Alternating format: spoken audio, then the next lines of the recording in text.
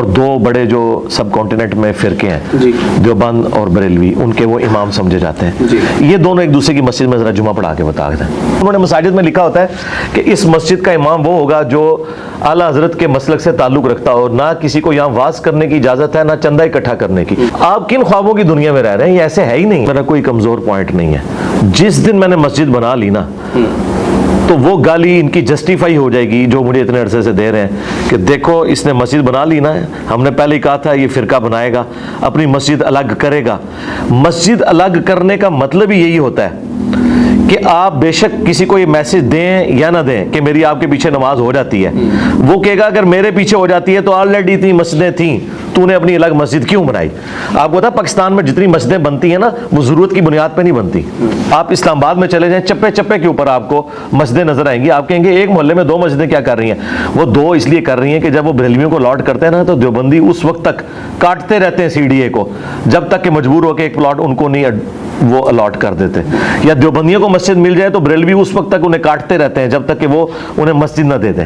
تو یہ ان کے شر سے بچنے کے لیے چپے چپے پہ انہوں نے مسجد، اور دونوں جامع مساجد ہوتی ہیں۔ آپ قطعاً نہ اپنی نئی مسجد بنائیں، لیکن آج جب آپ ایک بات کرتے ہیں کہ ہم ہر مسلک کے پیچھے نماز پڑھتے ہیں، اور یقیناً ظاہر ہے مختلف مساجد میں آپ روزمرہ کی بنیاد پر جاتے ہوں گے، نمازیں ادا کرتے ہوں گے، تو اسی طرح آپ ایک جمعہ ایک مکتبہ فکر، ایک جمعہ ایک مکتبہ فکر، یہ ہم آپ کا میسج زیادہ اچھے جی میں آپ کو بتاتا ہوں، یہ آپ کی جو معصومانہ خواہش ہے اس کے جواب میں یہ کہوں گا مجھے تو آپ چھوڑ دیں۔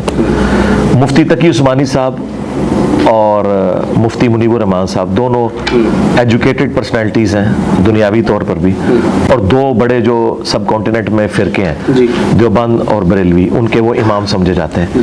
یہ دونوں ایک دوسرے کی مسجد میں ذرا جمعہ پڑھا کے بتا دیں، ان کی پبلک قبول نہیں کرے گی۔ الیاس قادری صاحب کو آپ کی پبلک قبول کر، میں آپ کو بتا رہا ہوں نا، الیاس قادری صاحب کبھی بھی رائے ونڈ کی مسجد میں نماز نہیں پڑھا سکتے، اور رائے ونڈ والے جو مرکز ان کا مدنی مرکز کراچی کا اس میں نماز نہیں پڑھا سکتے۔ آپ نے میری بات کی نا کہ میری پبلک قبول کرے گی، میری پبلک تو قبول کر لے گی میرے اسٹوڈنٹس، میں جس مسجد میں جا کے پڑھاؤں گا نا وہ قبول نہیں کریں گے نا۔ تو میں نے تو آفر دے دیے، چلے میں آپ کی ویڈیو میں دوبارہ کہہ دیتا ہوں کہ جمعے کی نماز مفتی منیب الرحمان صاحب مجھے اپنی مسجد میں پڑھانے دیں۔ اچھا ہاں جی، جمعے کے بعد ہفتہ آتا ہے اور پھر اتوار کو یہاں بیٹھ کے درس دیں۔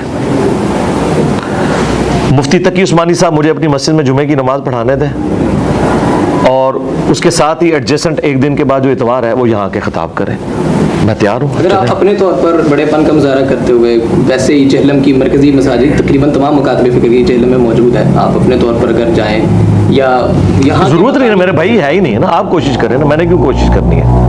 میں نے کیوں کوشش؟ جمعہ ایک پڑھانا ہے جی وہ نہیں الاؤ کریں گے نا، وہ تو ایک دوسرے کو الاؤ نہیں کرتے۔ انہوں نے مساجد میں لکھا ہوتا ہے کہ اس مسجد کا امام وہ ہوگا جو اعلیٰ حضرت کے مسلک سے تعلق رکھتا ہو، نہ کسی کو یہاں واز کرنے کی اجازت ہے، نہ چندہ اکٹھا کرنے کی۔ یہ مساجد میں لکھ کے لگایا ہوا ہے۔ آپ کن خوابوں کی دنیا میں رہ رہے ہیں؟ یہ ایسے ہے ہی نہیں ہے۔ اگر دعوت آتی ہے تو انشاءاللہ پڑھائیں گے۔ جی کیوں نہیں، میں اجازت، میں تو کہتا ہوں کہ اگر کوئی بڑے لیول کا بندہ اس طرح کی آفر کرتا ہے تو میں ضرور پڑھاؤں گا، اور ہم انہیں الاؤ کریں گے، وہ یہاں پہ بھی آ کے اپنا موقف رکھ سکتے ہیں۔ فیصل آباد کے